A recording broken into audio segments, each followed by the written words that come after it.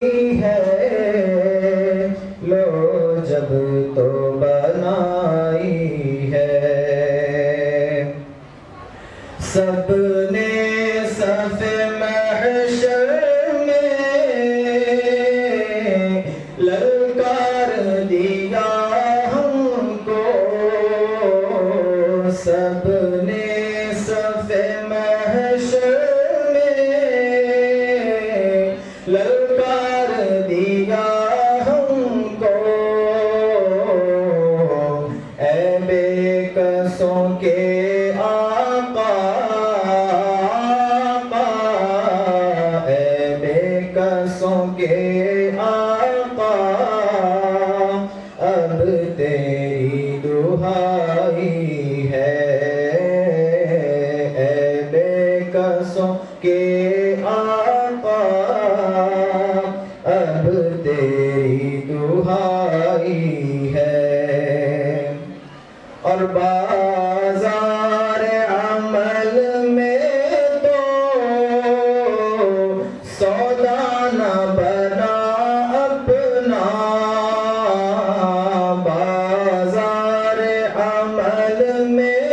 تو سودا نہ بنا اپنا سرکار کرم تجھ میں عیبی کی سمائی ہے سرکار کرم تجھ میں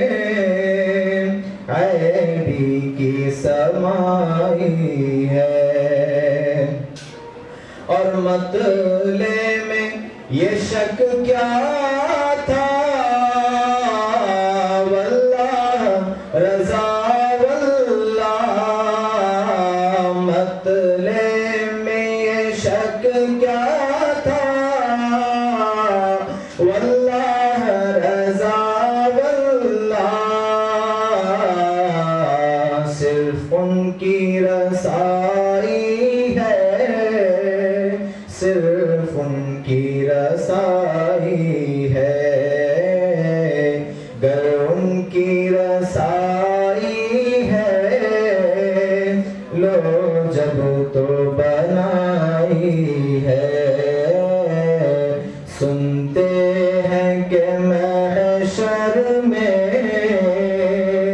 صرف ان کی رسائی ہے گر ان کی رسائی ہے لو جب تو بنائی ہے السلام علیکم ورحمۃ اللہ وبرکاتہ بلا تاثیر نمائن حضرت علامہ مولانا مفتی سلمان ناظری صاحب قبلہ مقدس اللہ کی بارگاہ میں پیش کرتا ہوں کہ اپنے نازیانہ کلمات ہم سامعین کے گوش اظہار فرما کر ہم سب کی زندگی میں تبدیلیاں پیدا فرمائیں نعرہ تکبیر نعرہ رسالت سے استقبال کریں نعرہ تکبیر نعرہ رسالت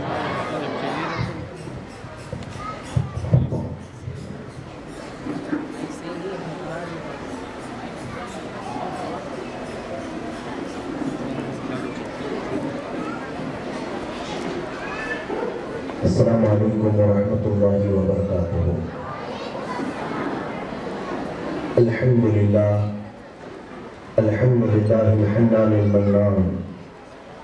الذي خلق الإنسان وعلمه البيان والصلاة والسلام على رسوله سيد الإنس والجان وعلى آله وأصحابه ذوي الخير والإحسان أما بعد فأعوذ بالله من الشيطان الرجيم بسم الله الرحمن الرحيم يا أيها الناس اتقوا ربكم الذي خلقكم من نفس واحدة وخلق منها زوجها وبث منهما رجالا كثيرا ونساء واتقوا الله الذي تساءلون به والأرحام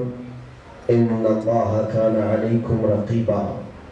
صدق الله مولانا العظيم وبلغنا رسوله النبي الأمين المتين المختار الكريم ونحن على ذلك لمن الشاهدين والشاكرين والحمد لله رب العالمين قبل اس کے کہ کچھ معروضات آپ کے سامنے پیش کروں، انتہائی عقیدت و احترام کے ساتھ بارگاہ رسالت معاب صلی اللہ تعالیٰ علیہ وسلم میں درود پاک کا ہدیہ پیش کریں۔ اللہم صلی علی سیدنا و مولانا محمد معدن الجود والکرم وآلہ واصحابہ الکرام وابنہ الکریم وبارک وسلم صلاۃ دائمۃ سرمدا ابدا۔ تمامی میری عزیز ترین بہنیں، خواہران اسلامیہ اور بزرگ خواتین اور بچیاں، آج اس اجتماع گاہ میں جو تشریف لائی ہیں، سب کا میں استقبال کرتا ہوں کہ دین کی سمجھ حاصل کرنے کے لیے آپ اپنے گھروں سے نکل کر اس میدان میں جمع ہوئی ہیں۔ اور اللہ کے حبیب صلی اللہ تعالیٰ علیہ وسلم نے ارشاد فرمایا، جب رب ذوالجلال کسی کے ساتھ بھلائی کا ارادہ فرماتا ہے تو اسے دین کی سمجھ عطا کرتا ہے۔ تو یقیناً آج یہاں پر جو بھی مجمع جمع ہے وہ خالص دین حاصل کرنے کے لیے جمع ہے، اور میں امید کرتا ہوں کہ تمامی بہنیں، تمامی بچیاں اور ہماری مائیں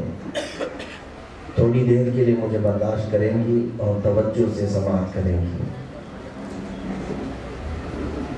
عزیز خواہران ملت اسلامیہ،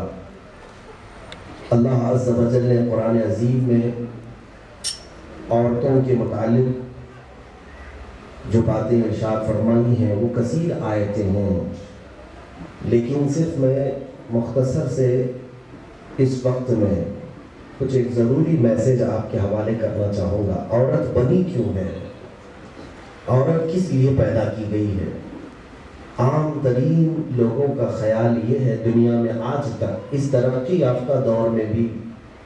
لوگ یہی سمجھتے ہیں کہ عورت ہمارے جسموں کی تسکین حاصل کرنے کا ایک آلہ ہے۔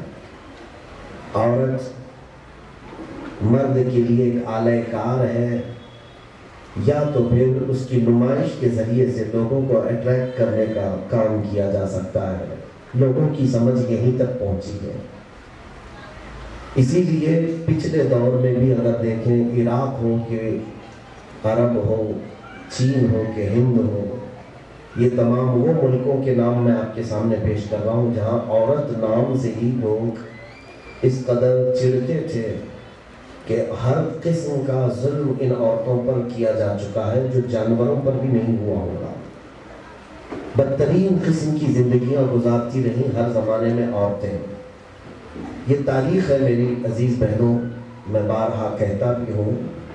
یونانی حکومت نے تو عورتوں کو زنجیروں میں باندھ کر کے رکھا تھا۔ جب کبھی کوئی شوہر اپنی عورت کو بازار لے کر کے بھی جانا چاہتا تو اسے 5 زنجیروں میں ڈال کر لے جاتا تھا، 2 ہاتھ میں اور 2 پیر میں اور 1 گلے میں۔ مفکرین نے کہا ہے کہ آج بھی جو عورتیں اپنے ہاتھوں میں چوڑیاں پہنتی ہیں، پیروں میں پائل پہنتی ہیں، گلے میں نیکلس پہنتی ہیں، یہ اسی دور کی یادگار باقی رہ گئی ہیں۔ لیکن یہ اور بات ہے کہ اب یہ زنجیریں نہیں بلکہ زیور بن چکی ہیں، اور ان زنجیروں کو زیور اگر کسی نے بنایا ہے تو وہ محمد رسول اللہ صلی اللہ علیہ وسلم ہے۔ کیا عورتوں کے اس گرے ہوئے مقام سے میرے آقا صلی اللہ علیہ وسلم نے بہت بلندی تک عورتوں کو پہنچایا۔ لیکن اسلام میں جو عورت کا مقام ہے وہ بارہا آپ نے سنا بھی ہوگا، پڑھا بھی ہوگا۔ عورت اگر ماں کے درجے میں پہنچے تو اس کے قدموں کے نیچے جنت ہے۔ اگر بیوی کا درجہ حاصل کرتی ہے تو شوہر کو تنبیہ کی گئی کہ تو اپنی خاتون کو، اپنی بیوی کو ایک حلال لقمہ کھلائے تو تجھے صدقے کا ثواب ہے۔ اگر بہن ہے کسی کی تو فرمایا گیا کہ بہن کی دعا اللہ بھائی کے حق میں رد نہیں کرتا۔ بیٹی ہے تو میرے آقا صلی اللہ علیہ وسلم نے باپ کو شفاعت کا مژدہ سنا دیا ہے کہ اگر کسی نے اپنی بیٹی کو اچھی تعلیم دی، اچھے آداب دیے اور اس کی اچھی جگہ شادی کیا، حضور پاک صلی اللہ علیہ وسلم فرماتے ہیں اس کے لیے جنت ہے۔ تو ہر قسم میں عورت اسلام میں عزت پائی ہے، چاہے وہ ماں کے درجے میں ہو یا بیٹی کے درجے میں ہو، یا بیوی کا مقام حاصل کرے یا بہن کے مقام میں ہو۔ ہر قسم میں، ہر مقام میں اسلام نے اس کو ایک الگ عزت عطا کی ہے۔ لیکن میری بہنوں، آج میں یہ کہنا چاہتا ہوں کہ آج پوری دنیا بہت ہی گلوبلائز ہو چکی ہے، دنیا بہت ترقی کی راہوں پر آ چکی ہے، جیسے کہ ہم سمجھ بھی رہے ہیں اور کہہ بھی رہے ہیں کہ دنیا میں آج تنکے سے بہت کچھ بنایا جا چکا ہے، ذرات کو ایٹم بم کی شکل دے دیا گیا، سورج کی کرنوں کو قید کر کے کرنٹ بنا لیا گیا۔ آج کے اس ترقی یافتہ زمانے میں میٹل پر ترقی اتنی ہوئی کہ یہ میٹل ہی ایروپلین کی شکل اختیار کر گیا، اور انسان نے اتنی ترقی کی کہ کمپیوٹر بنایا، موبائل بنایا، دنیا کی لمبی مسافتوں کو بہت قریب کر دیا۔ لاکھوں میل دور بھی اگر کوئی ہو تو یہ انٹرنیٹ اور فون کے ذریعے سے اس کو دنیا نے بہت قریب کر دیا۔ اتنی ترقی کے زمانے میں آج میں ایک سوال کرنا چاہتا ہوں، کیا یونان کے زمانے کی عورت، مصر کے زمانے کی عورت جو ظلم کا شکار ہوئی تھی، اتنی دنیا ترقی کرنے کے بعد کیا وہ عورت آج ترقی کر چکی ہے یا نہیں؟ ساری چیزیں ترقی کر گئی تو کیا عورت بھی ترقی کر گئی؟ ہو سکتا ہے مجھے کچھ ماڈرن خیالات کے لوگ یہ جواب دیں، ہاں عورت بھی ترقی کر چکی ہے، آج عورت پائلٹ بھی بن گئی، ڈرائیور بھی بن گئی، پارلیمنٹ میں بھی پہنچ گئی، جسٹس کا مقام بھی حاصل کر چکی ہے،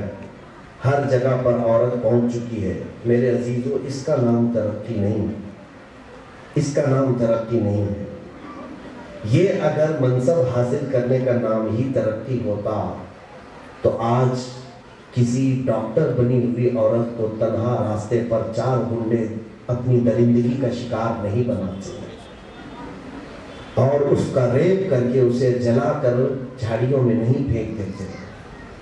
در حقیقت ترقی جو اسلام چاہتا ہے وہ روح کی ترقی ہے، جسم کی نہیں۔ روح کی ترقی جس کے اندر آئی تو پھر جان لو، جس خاتون کے اندر روحانی ترقی آئی، وہ خاتون اگر ایک جھوپڑی میں بھی بیٹھے تو اس کی گود میں غوث اعظم پیدا ہوتا۔ اگر روح کی ترقی ہو چکی ہے تو وہ خاتون کسی باغیچے میں بھی بیٹھی ہو لیکن اس کی گود میں کھیلنے والا معین الدین چشتی ہوتا ہے۔ اگر روح کی ترقی